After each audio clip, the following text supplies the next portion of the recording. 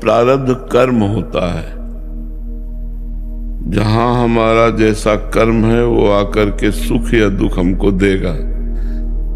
अब जैसे कर्म बिगड़ा हुआ है तो रूप में तो आएगा, लेकिन पूरे जीवन आपको क्लेश देता रहेगा। वो ऐसे आचरण करेगा कि आपको क्लेश होगा, वो आपको मारेगा, आपको गाली देगा, आपकी संपत्ति का नाश करेगा।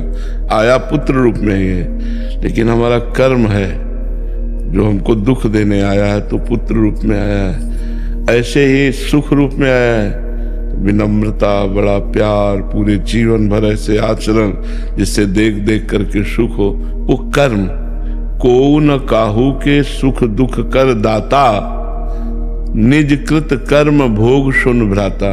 हे भाई, कोई किसी को सुख दुख नहीं देता, अपना कर्म ही सुख दुख देता है। वही उनके दिमाग में सवार होकर ऐसा बोलेगा हमें सुख होगा, वही ऐसा बोलेगा हमें दुख होगा।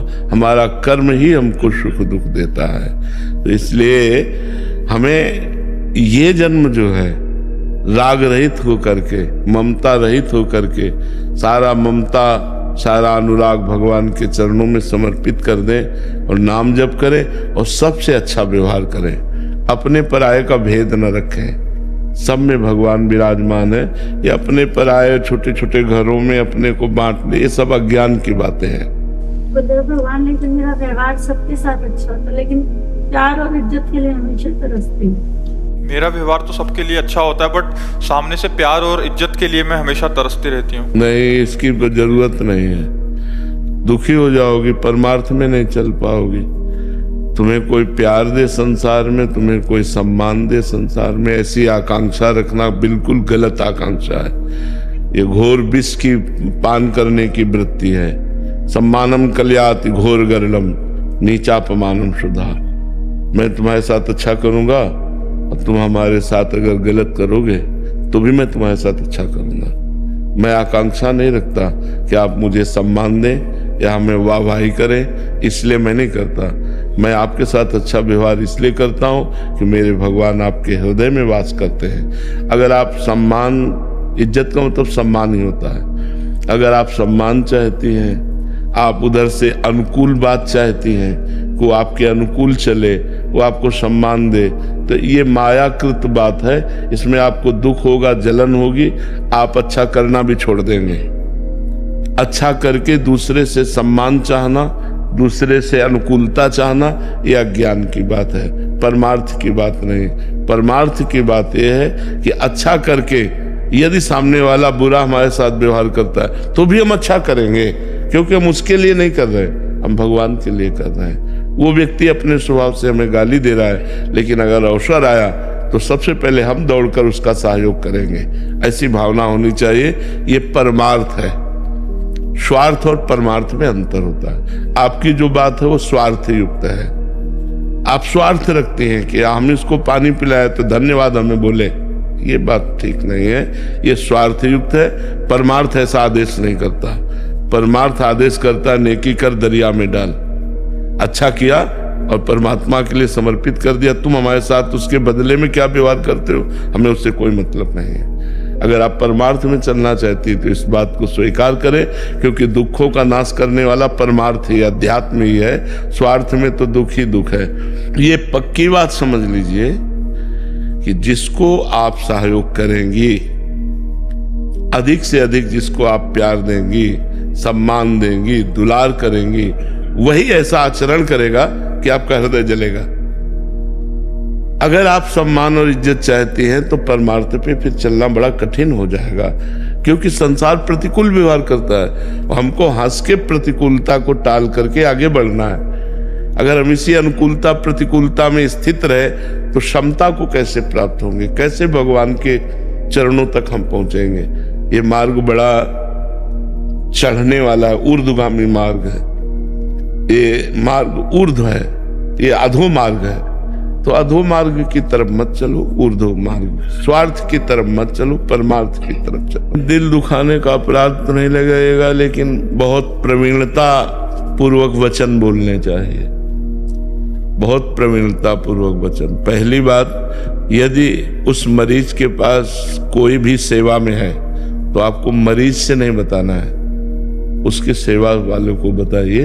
और मरीज से बिल्कुल बात मत कीजिए कि उसको इस तरह की बात करके हम उसको एकदम दुख में डाल दें। ऐसा अगर मरीज के पास कोई नहीं है और फिर डायरेक्ट आपको बताना है तो बहुत प्यार भरे और उत्साह भरे शब्दों में, वैसे तो आपकी रिपोर्ट में कैंसर आया लेकिन कोई खास बात नहीं है, आप बिल्कुल ठीक हो जाएंगे, बस थोड़ा सा समय लगेगा, आप निश्चिंत रहिए। मतलब वो चाहे कल मर जाए लेकिन आपको तुरंत ऐसा उसको दुखी नहीं करना है। सबसे बड़ी औषधि होती है वचन। अच्छा ये तो बिल्कुल नॉर्मल सी बात है, आप बिल्कुल ठीक हो। ओ सुन के मरीज को अच्छा लगता है कि अच्छा डॉक्टर मिल गया, मतलब अब हमारा रोग नष्ट हो जाएगा। तो ये बात है। अगर आप डायरेक्ट किसी को ना कहें और उनके परिकर को कहें तो ज्यादा अच्छा रहेगा। और जब किसी के पास कोई नहीं है तो भी बहुत मधुर शब्दों से हम ऐसे कि आपके ये कोई सीरियस मैटर नहीं पर ऐसा है, उस पर हम दवा दे रही हैं और बहुत जल्दी शीघ्र ही लाभ आपको प्राप्त होगा। और ऐसे बहुत से मरीजों को लाभ प्राप्त हुआ और अच्छे हो गए। ऐसा कर भले वो कल मर जाए लेकिन हमको मधुर वचनों से बोलना है और अच्छी औषधि का सेवन करना है। अब वो कितने दिन जिएगा लेकिन वो मर मर के जिएगा अगर हम उसको बहुत सीरियस बोल देते हैं। कि अब तो हमने ऐसे व्यक्तियों को देखा जिनके घर वालों को डॉक्टरों ने बता दिया कि अब ये कुछ दिन के रहे, लेकिन ना घर वालों ने बताया ना डॉक्टरों ने बताया, तो बड़ी प्रसन्नता से मतलब वो सुखपूर्वक मरना तो उनको है लेकिन उनको चिंता नहीं है। अब उनको चिंता डाल देना तो मुझे अच्छा नहीं लगता कि आप उनके घर वालों से या उनके जो परिकर के हैं उनसे बोलो, मरीज को डायरेक्ट मत बोलो। और डायरेक्ट भी बोलना हो तो बहुत ही ऐसे सरल शब्दों में बोलिए कि उसे सीरियस ना ले पावे। महाराज जी गाड़ी बंगला बैंक बैलेंस सब सुख होते हुए भी ओवर थिंकिंग कारण डिप्रेशन की शिकार थी। फिर कहीं दिखाया, उन्होंने बहुत सारी अंगूठियां पहना दी, सारे हाथ में अंगूठियां हो गई। फिर 2.5 साल पहले फिर भी सांप बैठा है बिल के नीचे अंदर और ऊपर से बहुत सारी लाठियां चलाओ तो क्या फर्क पड़े। आप फिर कह रहे हैं कि 2.5 साल पहले आपका संग सुनने को मिला, फिर नाम जब से महाराज जी अभी एकदम स्वस्थ हूँ। हाँ। और मतलब कोई भी टेंशन नहीं है। हाँ। बट इस जो मेरे बदले हुए स्वभाव को देख के मेरे घर वालों को अचंभा सा लग रहा है कि ऐसा उनको पसंद नहीं आ रहा, पहले वाली ठीक थी। संसार ऐसा ही है। अंगूठियों से कुछ होता है क्या? अंगूठी तो ऊपर पहली जाती है, कर्म जो है वो बड़ा प्रबल होता है। इन अगर अंगूठियों से होता तो अंगूठी बनाने वाला सुखी हो जाता कि नहीं हो जाता? क्योंकि उसके पास तो सैकड़ों प्रकार की अंगूठियां हैं। एक आदमी आया और हमको बताया कि हमारा 7.5 शनिचर चलता है, तो घोड़े की अंगूठियां और नाल की अंगूठी पहने था। तो बोले हमको पहना दिया है पंडित जी ने। तो उनका क्या है? बोले घोड़े के नाल की अंगूठी। और कहा इससे 7.5 नहीं आएगा। तो कहा घोड़े के ऊपर 7.5 चढ़ा हुआ बेचारा दिन भर रोड में दौड़ता है, उसका तो उतरा नहीं, उसकी नाल से तुम्हारा क्या उतर जाएगा? अरे घोड़े की तो खुद दुर्गति हो रही है, वो बेचारा लाद लाद करके परेशान है। ये मनुष्यों की बुद्धि मायापृत है, माया ने अपहरण कर लिया है। नहीं, खुला मार्ग है। मामे वे प्रपद्यन्ते माया में ताम तरन्ते। भगवान की शरण में हो जाओ, भगवान का नाम जप करो, अच्छे कर्म करो, किसी से आशीर्वाद मांगने की जरूरत नहीं, किसी से जंतुर बंधवाने की जरूरत नहीं। अंगूठी की जगह अब वो पहनो जिससे नाम जप किया जाता। क्या कहते थे? काउंटर करो, एनकाउंटर कर दो सब तुम्हारे जितने दुख है, जितने दुख हैं, जितनी विपत्ति आए उनका एनकाउंटर कर दो काउंटर के द्वारा। राधा राधा राधा राधा राधा राधा, बांदारी बंद हो जाएगी। नहीं, शोभा के लिए अगर आप बड़े धनी हो तो बढ़िया हीरा का नग लगा करके सोने की अंगूठी बढ़िया शोभा के लिए पहनो। गृहस्थ में कोई बाबा जी तो हो नहीं, उसके लिए हम निषेध नहीं करते, लेकिन किसी भी प्रकार की अंगूठी से आपका दुख नष्ट हो जाएगा। बहुत डराते भी है। ऐसे किसी को नहीं ठगना नहीं चाहिए। किसी भी धातु में तुम्हारे प्रारब्ध को नष्ट करने की सामर्थ्य नहीं है। ये बात पक्की समझ लो। प्रारब्ध भोग भोगना ही होता है। अगर वो कुछ कट सकता है तो भगवान काट सकते हैं। हम भगवान से प्रार्थना करें, हम भगवान का नाम जप करें तो ऐसा हो सकता है कि 1 किलो का प्रारब्ध 100 ग्राम में निपट जाए, लेकिन आएगा। प्रारब्ध नहीं कोई काट सकता, ऐसा नहीं। और ये मत सोचो भगवान की शरण में हो तुम्हारा कोई बाल बांका नहीं कर सकता। देखो सब कुछ होते हुए भी हमारी दिनचर्या चल रही ना, भीषण कष्ट होते हुए भी हमारी दिनचर्या चल रही है। तो हमें तुम लोगों को सब स्पष्ट वर्णन करते हैं कि जो कर्म प्रारब्ध बन गया है वो भोगना पड़ेगा।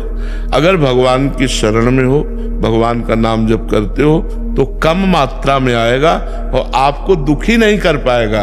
यदि आप भजन करते हो, बकाया दूसरा कोई उपाय नहीं है। अंगूठियां हैं, जंतुर है, कलावा है, ये सब कुछ नहीं बचा पाता।